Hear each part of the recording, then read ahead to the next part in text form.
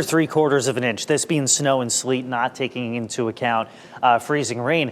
Goes to show you it doesn't take that much when it's this cold out to make things really slick out there. Yeah, exactly. So we got 1/2 inch in Chapel Hill, about 1/3 of an inch in Pittsburgh, almost 1/2 inch in Raleigh, about 3/4 in Wake Forest, 3/10 in Clayton, and almost 3/4 in Oxford. So all underneath an inch. And then we have the ice reports too. Yeah, and so far under that critical 1/4 of an inch in Hope Mills, Benson Falls Lake, but there's still that one other band that we expect heading into the evening. Some of the pictures are starting to get a little telling here, especially from Dwight Williams and Dunn, where you see the ice collecting not just on the branches, but the power lines, and more pictures showing that as well. Sorry, Yeah, I'll go back to that picture. No, so, yeah, I can see the sag. I mean, they always sag a little bit, but that's what we're going to be watching for is, watching that ice starting to really kind of pull down on the power lines. Lots of ice in the trees there too. And this one too, from Shannon Campbell, that's a lot of ice in the trees there. And Hobgood, and that's up in Halifax County in our northeastern part of the viewing area. This one just came in from Samantha in Spring Hope. And again,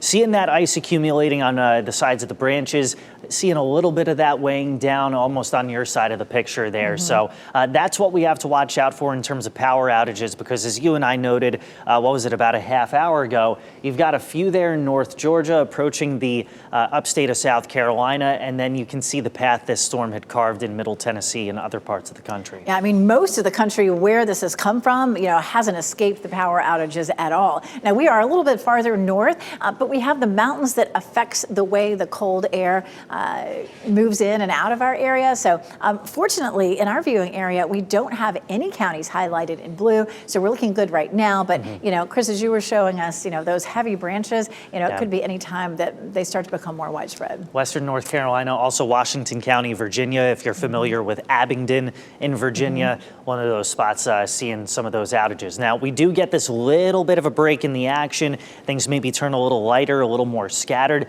But we've talked about this all morning. The sheer size of this storm is incredibly impressive. It really is. I mean, all of this snow across the Ohio Valley, up into the Northeast. It's headed for Maine and into Canada. And some people up there could see as much as a foot of snow. Yeah, my uncle was texting us yesterday or Friday. He's like, yeah, we're expecting 1.5 feet of snow. I'm like, thanks, we're getting ice. So there you go.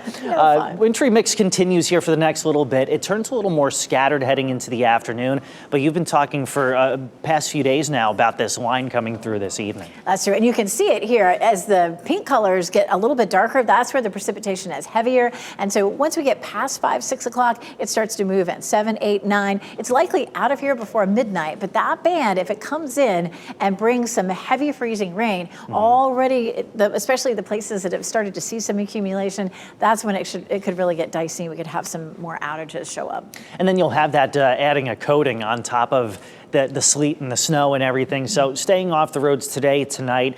Cautious optimism for tomorrow as temperatures come above freezing, but again, emphasis on cautious optimism. It'll get pretty breezy at times tomorrow as well. So those limbs that are kind of brittle, they may be more susceptible to coming down.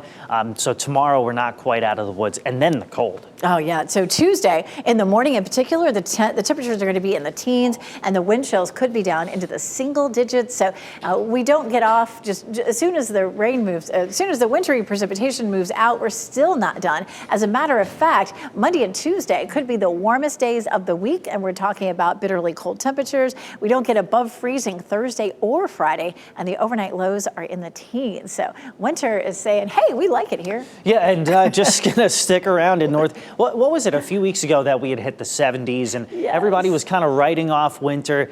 It is still, what's today's date? January 25th? Or 6th. 5th, 6th? It's the 5th? Yes, thank you. Yeah, okay, can you tell we're losing sleep? What day is it? Still lots of winter left to go.